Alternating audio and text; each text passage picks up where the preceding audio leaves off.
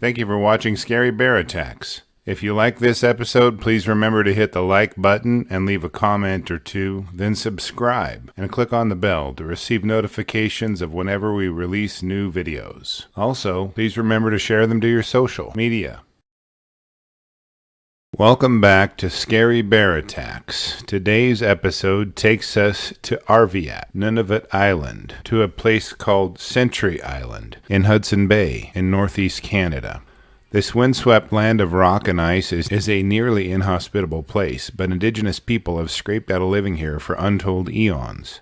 When the ice melts in the summer, the natives can fish, but in the brutal winters, ice covers the water and land, and the humans frequently come face to face with the world's largest bear species in competition for a common food source: seals. The polar bear is renowned as being one of the few bear species who stalks human beings and considers them as part of the ecosystem. There are no trees to climb here. The only avenues for escape are the open seas or to run across the open ground.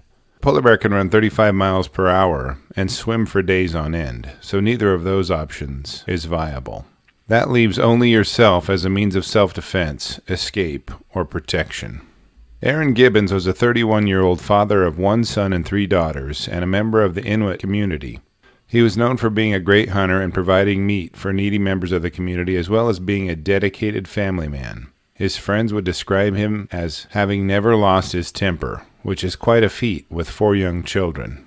On July 3, 2018, Aaron loaded up his 4 children and his .22 long rifle firearm into his boat.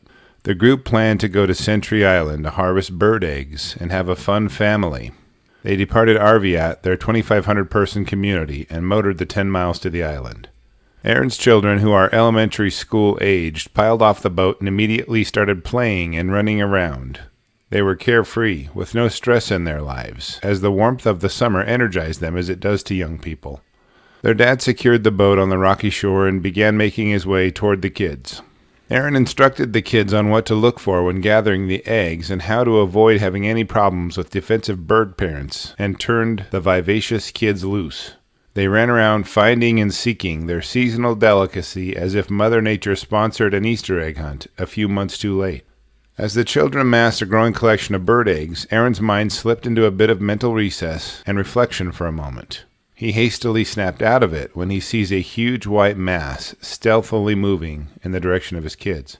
At this time of year, most polar bears are essentially doing what their brown bear cousins do in the winter, a sort of summer hibernation. They don't find a den or bury themselves, but they do lay around and wait for cooler temperatures to prevail while living off the body fat they've amassed over the winter hunting season. The only polar bears that do not do this are the desperate, starving ones. As the large white mass slowly morphs into what Aaron recognizes as a polar bear, Aaron knows he will have to intervene. This bear is not playing. It's not just curious. It is sneaking up on his daughter while she plays and gathers eggs. Aaron heeds the demeanor of the polar bear. Its head is down, and ears are back. It's moving slowly and watching the children as they dart from nest to nest. It carefully examines its most hidden approach avenues and slowly closes the distance between the children and himself. Aaron knows this is a dire situation and immediately puts a plan of action into place. He orders the kids to run to the boat immediately as he runs toward them and gathers rocks. His .22 long rifle firearm is in the boat, and that's in the other direction, so Aaron utilizes the weapons he has on hand, baseball-sized stones.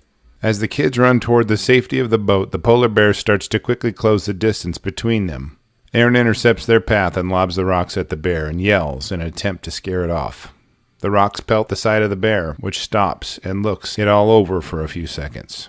The bear is in bad shape and hungry. It cannot be frightened away from a needed opportunity to feed and starts to focus on Aaron. Aaron is a very experienced hunter and knows that this is not a fake or a bluff. This bear is coming to kill and eat him. When Aaron sees that the bear will not be run off, he instructs his eldest daughter to call for help on the radio. She immediately does exactly what her daddy instructs her to do. Then she watches, along with her brothers and sisters. As the polar bear begins to move toward Aaron, the man thinks twice about the standoff and breaks form. He starts to run for the boat.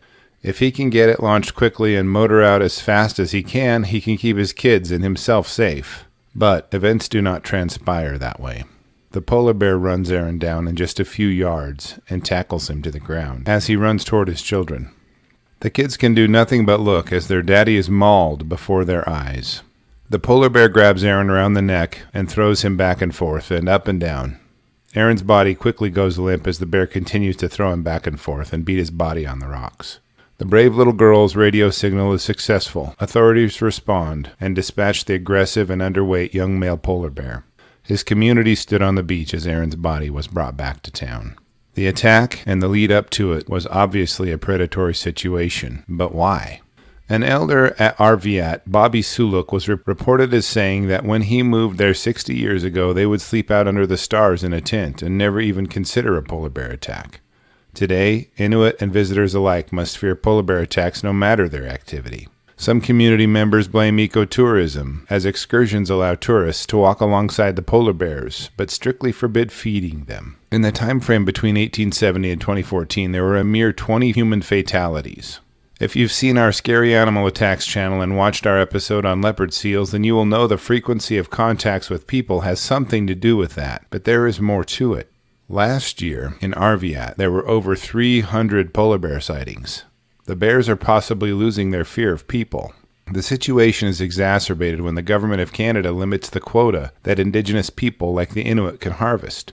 The limit currently is only 8 bears, and the Inuit hunters meet it in only 3 days, which tells you that they are finding plenty of bears in their area. Otherwise, community members are allowed to shoot a polar bear when it threatens their lives, which sounds like a bad position to be put in. Scientists say that polar bear populations have decreased 20% in recent years despite an increase in sightings. They cite that the bears now have less ice to hunt on due to climate change, and this is creating a change in their behavior. The Canadian government estimates that there are 14,000 polar bears in Nunavut territory. Aaron was one of 2 men killed in 2018 in Nunavut. Inuit leaders have petitioned the Canadian government to allow them to harvest more polar bears to ensure community safety.